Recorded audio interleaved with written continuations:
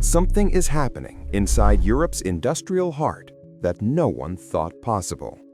Porsche, the crown jewel of German engineering, is facing the worst collapse in its modern history. Porsche's net profits have plunged by 99% year over year, a fall so severe that even Germany's finance ministry privately described it as economically unprecedented. And Reuters confirms that the shock is real. Europe's most iconic performance brand is now openly discussing the possibility of a partial or full sale to foreign investors. Not rumors, verified discussions. A scenario once unthinkable in Germany, a country that guarded Porsche like a national treasure, is suddenly on the table. Before we go deeper into this unfolding crisis, make sure to subscribe to Maple States. We bring you the real stories shaping the world's new economic order. What's happening to Porsche is not a bad year or a weak market cycle. It is a structural collapse tied to forces far bigger than one company. Inside Germany, factories that once ran 24 hours a day are scaling back, suppliers are being dropped, and assembly lines that defined decades of automotive excellence have gone silent. For a country known as Europe's engine, this silence is a warning bell. Germany's broader economic breakdown sits at the center of Porsche's fall. The energy shock triggered by the war in Ukraine has pushed industrial production to its breaking point. The German Industry Association reports that energy costs for heavy manufacturing have risen by 300% to 400% since 2021.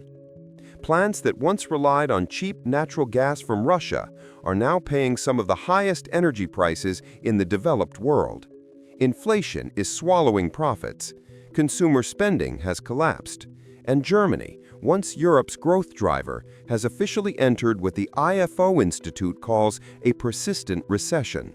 Porsche, like all German automakers, was built on one assumption: cheap, reliable energy powering world-class manufacturing. That foundation is now gone. But the real shock didn't come from inside Europe, it came from China. In less than 2 years, China's electric vehicle giants BYD, XPeng, and NIO have taken Europe by storm. According to Reuters Automotive, Chinese-made EVs grew from 2% of the EU market in 2021 to 22% in 2023, a tenfold surge. These cars are faster to update, cheaper to maintain, and stronger in battery performance and software, the two things that matter most to modern EV buyers. The new generation of drivers doesn't care about the heritage of a combustion engine. They care about range, charging speed, and AI integration. And on that battlefield, Porsche is badly outgunned. For decades, Porsche mastered mechanical perfection. But the competition has moved to code, silicon, and lithium, areas where China dominates the global supply chain. And that is the deeper problem Germany never prepared for. Electric vehicles depend on critical raw materials like lithium, nickel, graphite, manganese, and rare earth magnets like neodymium. The European Commission confirms that 80% of the components needed for Porsche's Taycan and future EV batteries come directly from Chinese suppliers. If this supply is disrupted, Porsche electric production could stop in months, not years, months. This is not speculation. China has already begun tightening export restrictions on rare earths and battery-grade materials. The Mercator Institute for China Studies reports that Beijing's policy is intentional. By controlling Europe's access to EV materials, China increases its leverage over the continent's most prestigious industries. And once weakened, those industries become easier to acquire. Insiders in Berlin say Chinese investors have already made several attempts to buy into Porsche, attempts blocked each time by the government to avoid public outrage. But that resistance is cracking. When a company loses 99% of its profits, its defenses fall too, and Chinese acquisition strategies are evolving. Bloomberg reports that multiple Chinese investment funds operating through Hong Kong and Singapore have prepared offers to buy controlling stakes in Porsche through private channels. These funds appear independent on paper, but behind them are the interests of China's major state-owned conglomerates, the same ones behind global EV expansion. Inside Germany, panic is spreading.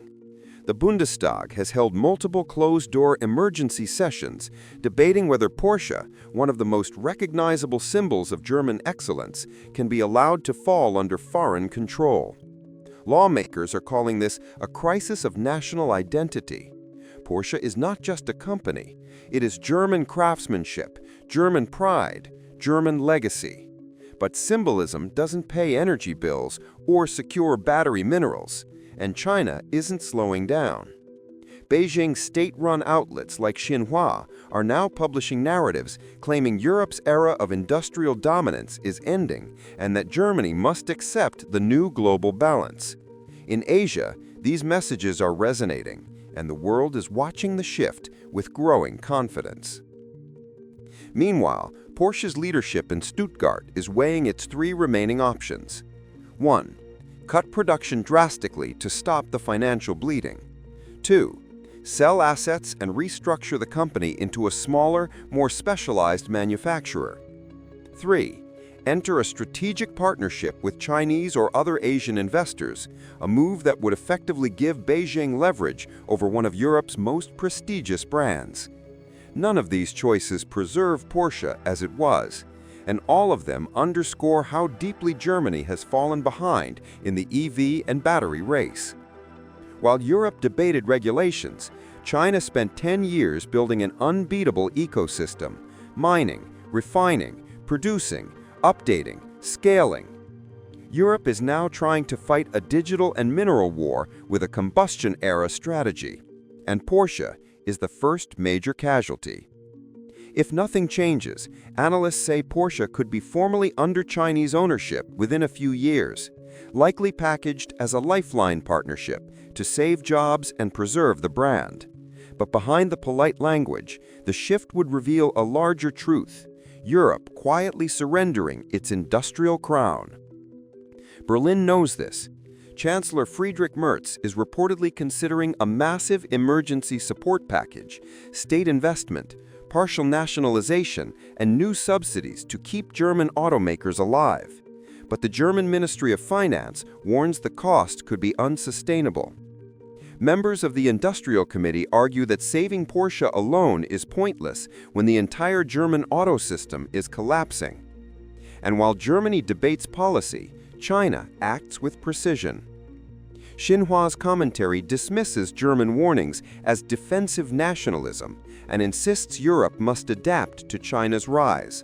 This calm confidence reveals something deeper. Beijing believes it has already won this industrial war. The psychological impact in Europe is devastating. Porsche was supposed to be untouchable, a symbol of perfection, a brand that survived recessions, oil shocks, and global shifts. To see it now facing a potential foreign takeover is a blow to Europe's self-image unlike anything in recent years. For more global stories that reveal the new economic order, subscribe to Maple States and turn on notifications. The best comment will be pinned.